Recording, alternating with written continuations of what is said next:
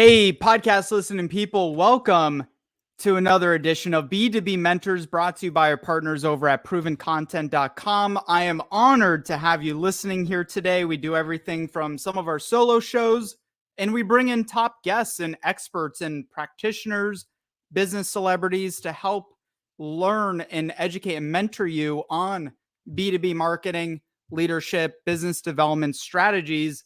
And on that note, I have a very unique and exciting guest who, I haven't actually had on the podcast as of yet. He interviewed me for like our very first episode. And now I get to have the honors of bringing the man, the myth, and the legend, Mr. Marc Dube, to B2B Mentors. He is a multi-time entrepreneur, real estate investor, extraordinaire expert in the world of B2B content marketing, and actually founder of our company from over 20 years ago. And we're going to dive into all of it and help share some strategies with you, talk shop, nerd out a little bit with you about marketing. So marketing, Marc Dube, which Dube you be? Welcome to the show, man. Thanks for having me. Absolutely. Pleasure to be here.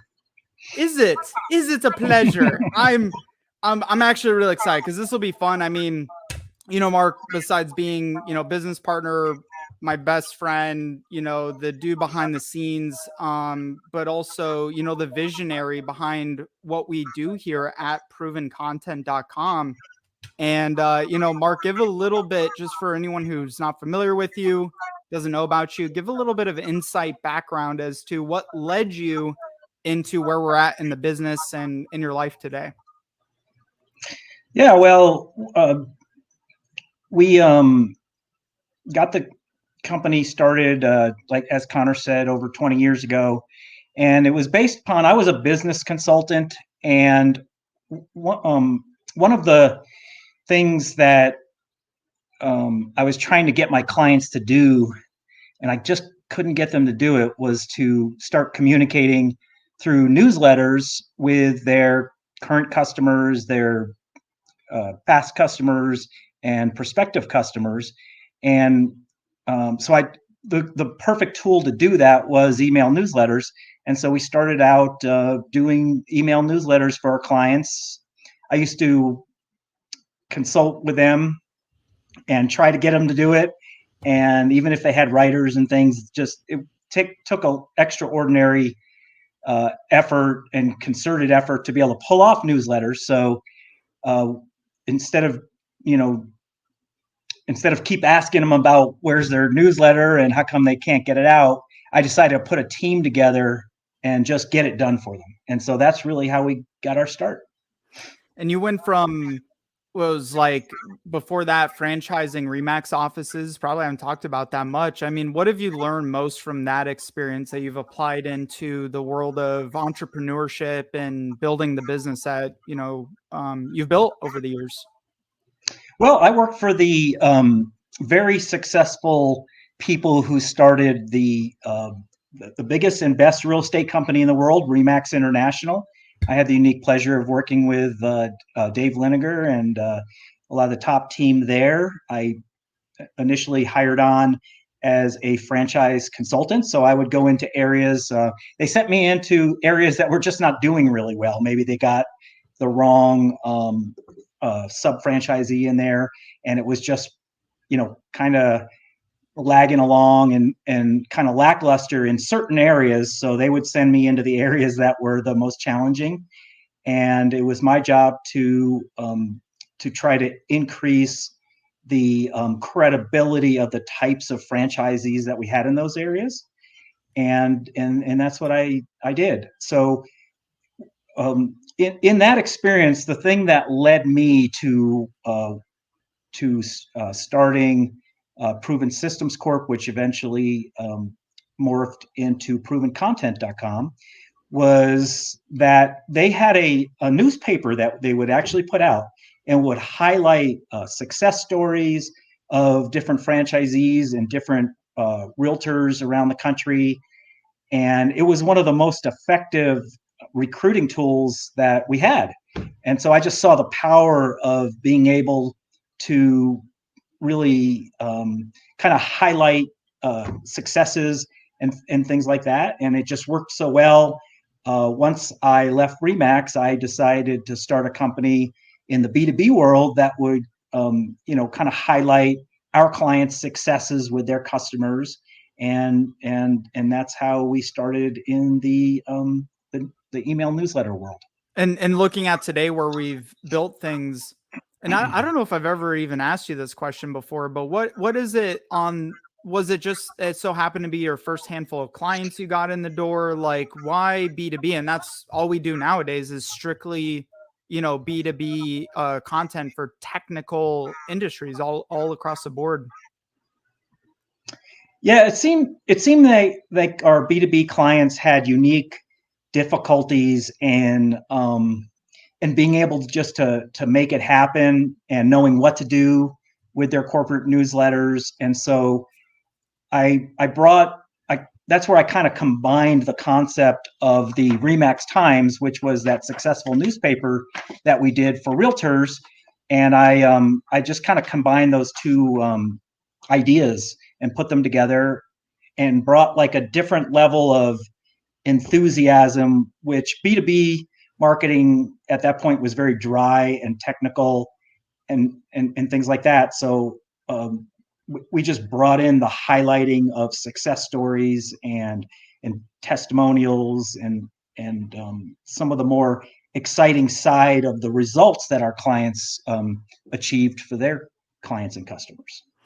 Yeah, and back then, like people would even still physically send their newsletters out at a point in time, and you were very early in innovating and bringing to the table email newsletters. Was there like something pivotal, like something you recognize? What made you decide, hey, digital is where we're going to go? You had people saying, hey, websites are going to be a fad, but you obviously stuck through that. What was it that drove you to recognizing that and committing to that early on?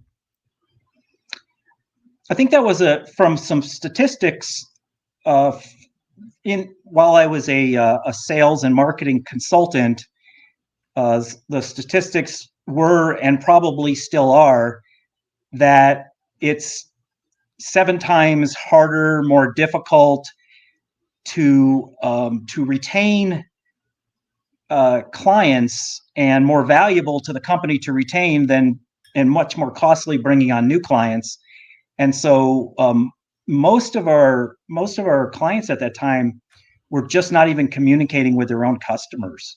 And so there was a lot of value in really providing and making sure that our clients were educated on all the great things that company was doing for them. So maybe they became a client of theirs, but perhaps started forgetting why they were a client of theirs and all the different successes that they create. And so it really was where new lead generation was always the more sexy side of, and where all the money flowed into B2B marketing. However, I was pretty committed in how well that the communications with existing clients works in the retention world and selling more to existing customers and the value behind that. So that's really what drove me to try to get my clients to be communicating with their own customers, and then past clients. Sometimes clients leave. They may forget the value. They may get pulled away by a competitor, and all those people were still valuable to communicate with. And so I wanted to make sure that my clients were communicating with their past customers, existing customers, and then allowing their prospective customers to see all the great things that they were doing for their existing clients. So it was the newsletter was really a way to be able to target all of those particular market groups with one marketing vehicle. And a lot of that's pivoted over the years where people are, and I've actually, we have someone coming on the podcast who's done a ton of market research on this in particular, is the trust and the distrust or the disconnect for companies that are just cold calling, prospecting, like chasing potential clients around, whereas content serves a lot of that function nowadays. 60+% of a B2B buyers already determine what they want to purchase before they go in and then do the research of like, okay, who am I going to buy it from? Right. And so what else from over the years, like what have you seen the evolution in the role that content plays in B2B marketing, branding, lead generation, kind of that whole encompassing arena? Yeah, in the past, I'm going to say in the first 20% of a company needing a new vendor, the method would be to talk to a salesperson right in the beginning. And what's really shifted here is that now people want to self-educate. They want to read almost to the point where they actually reach out to you. It's really done a flip where they want to do 80% of their research kind of behind the scenes without a salesperson person's intervention. And so if you're not getting the attention of those prospective clients with the written content and video and all these other things, a lot of times the decision's made without you. And so that's why that's one of the biggest shift of landscape. And then people are so bombarded with direct sales, business to business telephone calling used to really work well. I started seeing that slide off, and then same with email, direct email marketing for new prospects. All of these things people have kind of gotten blind to. They kind of want to hide from it all, and so they don't really like that much. It's not a great way per se to start off a conversation, calling somebody while they're in the middle of doing some other project, and all of a sudden they have you on the phone talking about something. They may even be interested in it, but it's kind of like when you get nose blind to something, or you don't smell the smell anymore. Strike that. Nose blind. Yeah, it's kind of like being nose blind or nose blind to took us, which by the way we're using in a marketing campaign. So you guys hang on and wait for that, because it's going to be gold. Yeah, so people just became, I guess a better word is immune to wanting to talk to salespeople in the beginning. They want to do their homework, they want to do the research, and thus that really leaves you with content and various different forms of content to almost pre-sell somebody and get their attention and show that you can solve their problems and all those things before they ever want to talk to a salesperson. So you really are left out of the mix at this point if you're just relying on cold calling and things like that. Yeah. And a big thing too on the opposite side is the explosion of content from companies trying to keep up or just check the box to say, hey, look, we're content marketing. What's your perspective on that? And where you see people making the biggest mistakes when it comes to their content efforts. They know they have to get it done now. It shouldn't even be a question. If it is, you're way behind times. And so what are the mistakes people who are participating making nowadays? Yeah, the landscape has shifted again, just from having content, generic content, words on a piece of paper, articles and things like that. Even typical blog content really is not enough anymore, and so we've made a lot of shifts and adjustments because I can see that landscape absolutely changing. Where before, like if you didn't have content, you needed some, and now it really has shifted in a whole new direction, which I think we're going to be talking about here in a little bit. Yeah, talk about it. What's what is the shift? What's happening? Yeah, so in the past, just having the content was super important, and we helped a lot of companies. We've done hundreds of thousands of articles and hundreds of corporate newsletters and blogs and social content. And so the shift is from generic articles that really, a lot of times companies try to save money and they leverage either cheap content farms or, $20 blog posts, or now, the advent of AI content. And it's just that actually is a killer of your marketing. It's like the worst thing you can do is try to get kind of sucked into that. Oh my gosh, I can use AI and get content done for free or cheap or whatever. It just comes out generic. So there's a number of shifts that are super important.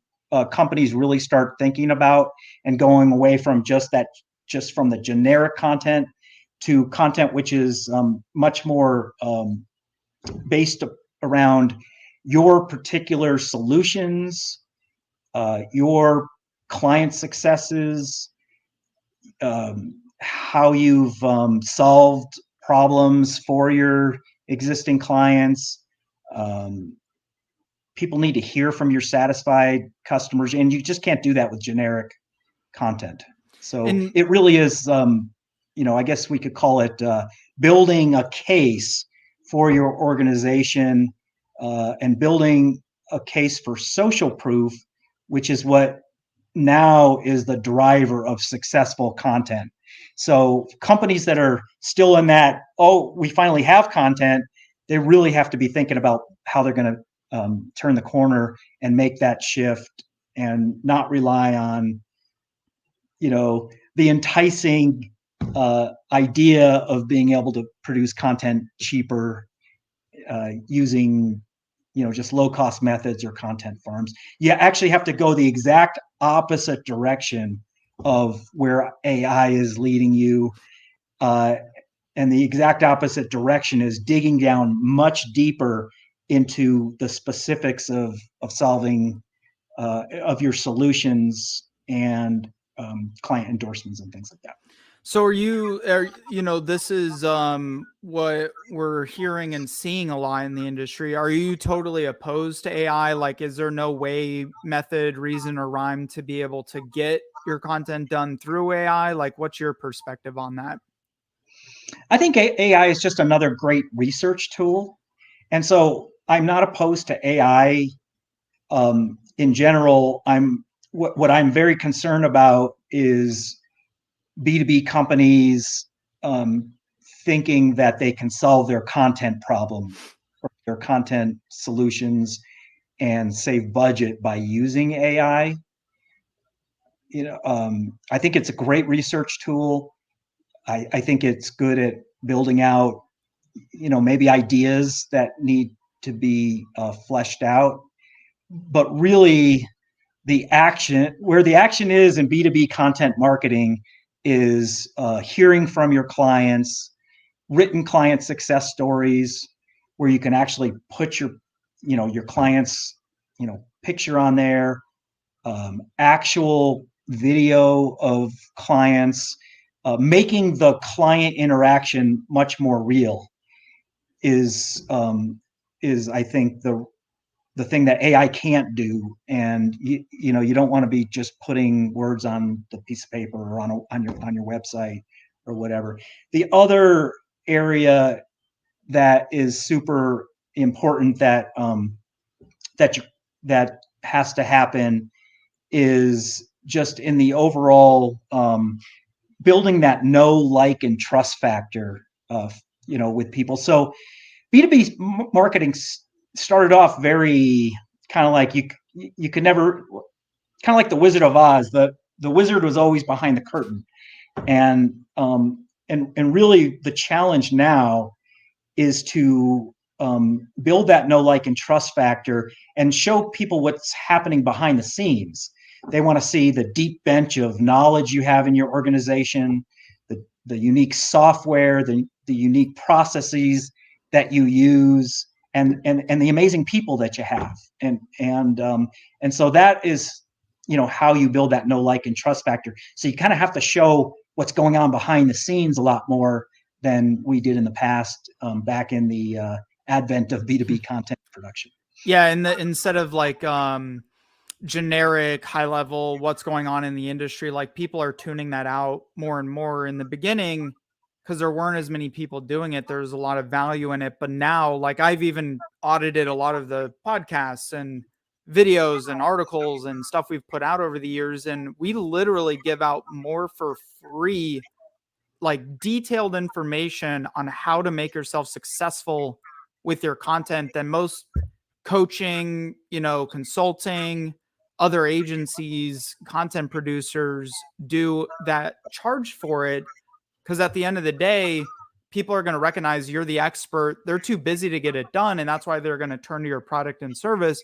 But I think people have a lot of fear of that too. And highlighting, like a big thing for highlighting our clients and our success stories and internal and much more specific to the social proof and the success that we create versus generic. What would you say to those who are like, well, I'm kind of scared to put my clients out there, and like I don't want them to get poached or hit up by other salespeople. Like, why would I put their face on a video and have them talk about us? What's your perspective on that? You have to do it. You're producing solutions for clients, and the thing that is real, that is very real to prospects looking in from outside of your business, the most real thing and the best salespeople that you have are your existing clients. And so if your clients are happy with you, they're not going to get poached. It's just a matter of fact. You got happy clients. They're willing to do a video and talk about how great your solutions are, or do a written client success story. And again, it's a matter of just having a great service and really having a great partnership with your clients. And they're just not, they're not going to get poached. They know, like, and trust you already. And what you need from them is to show why prospective companies that aren't doing business with you are going to know, like, and trust you as well. Yeah, I think if you're not shored up enough with your clients' relationships that you're concerned about that, you've got much bigger issues than, content to begin with. Like those relationships should be shored up to the point where like they should be more than willing to do that. They get hit up by salespeople all the time, whether or not you're exposing them. So there's so much value for them, for you to offer that up, do video testimonials. I mean, it's impressive. Go look at our website, ProvenContent.com, and you look at our endorsements. We have more video testimonials, I think, than probably anyone else in our business, in our industry. Like I've never gone to a website that's seen as much social proof as we have there. And we've never had that issue before. And there's lots and lots of different, people that are out there trying to steal away business. Yeah. And one of the things, doing client videos and written endorsements and success stories and things like that, it's actually one of the roles that we fulfill for our clients, which I know is really helpful. It's one of those things where it's harder for you as the organization to perhaps ask for those endorsements and then also really do a deep dive into what that client wants to say for you. It's not even really good enough for them to be like, oh yeah, I like these guys, I do business with them. So one of the roles that we fulfill for our clients is they just have to let us know who they want us to talk to, and then we'll set up the meetings and we ask the questions and we do the deep dive. The questions behind the questions is where the real pure gold is. It's easier for an outside vendor, company, partner like us to be able to do that for you and really mine that gold out of there than it is for companies internally to do it themselves. Yeah, and there's a whole comparable process between, like going back to AI, for example, and I like AI. It's a useful tool. It serves its, certain functions, but people misunderstand, who have actually been in content production for a while, how many steps in orchestration process, from topics to interviews to quality control to editing to assembly to, distribution. Graphics. Yeah. And like, we just totally take that off of the plate. And again, whether you're doing that internally or hybrid with freelancers, or you're going to an agency like us to get it done, you just got to realize there's so much more of a moving pieces than your leadership just saying, hey, why don't you just use this AI tool to create content? And then you're sitting there months down the road with very generic and high level stuff, and you're not getting any results from it. Well, that's part of the reason why. Yeah, if you're a B2B marketing leader and you really should be the one driving the charge for social proof content. Your CEO may not be there yet.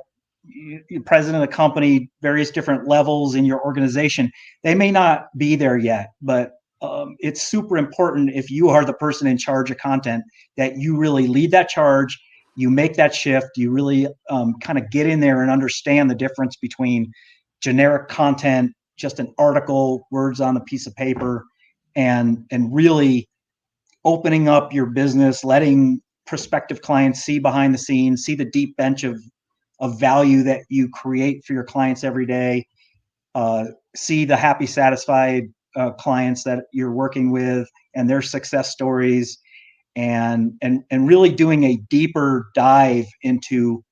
You really have to make a case. You're making almost like if you're an attorney and you have to make a case, you're going into court. You really, through your content, have to make a case that as a business, you are the most logical choice in that arena, and they should choose you. And to do that, you've got to get that social proof content going and have a process in place for it. You can't just do it once and use the same thing over. You need to have a process for it. And then also, it needs to get distributed and it needs to get out in front of people. So, Mark, my friend, anything else super top of mind for you want to impart upon the audience before we wrap up here? No, I really think that it is just about realizing that, just like with anything in business, there's changes, adjustments, and shifts that have to be made. And with or without you, that content landscape and the buyers out there of your products and services, I'm not going to say are changing, have changed. And so really making sure that you're driving your company where it needs to go within that social proof content. Best way for the people find you, follow you, get into contact with you? Marc at ProvenContent.com. Fair enough. Well, thank you, my friend, for joining today, and hopefully I've convinced you. We'll do some more of these if people enjoy. We'll do this more regularly. You and I could talk a little bit more behind the scenes. We can talk business, entrepreneurship, marketing, branding, all that good stuff. But I think definitely top of mind right now are those changes that are happening in the content world. And for everyone else, please don't forget, you can find this podcast anywhere you look it up on all your favorite apps. Make sure to share this. If not only for you, I guarantee you there's someone else in your network who will get great value out of this. Much love to you, my friends. Make it great, and we'll see you on the other side.